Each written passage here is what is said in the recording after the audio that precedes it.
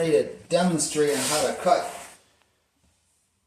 the subfloor underneath the toe kick.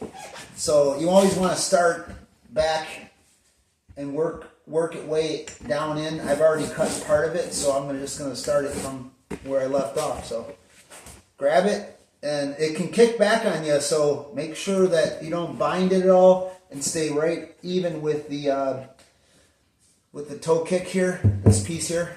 All right.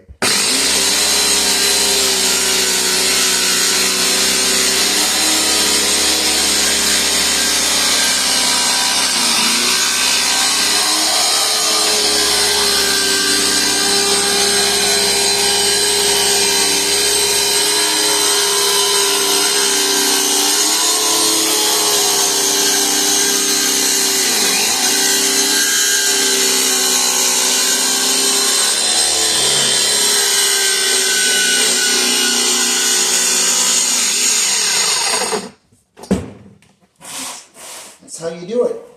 And these are, you can get these at Harbor Freight. They're cheap. Small saw blade on here.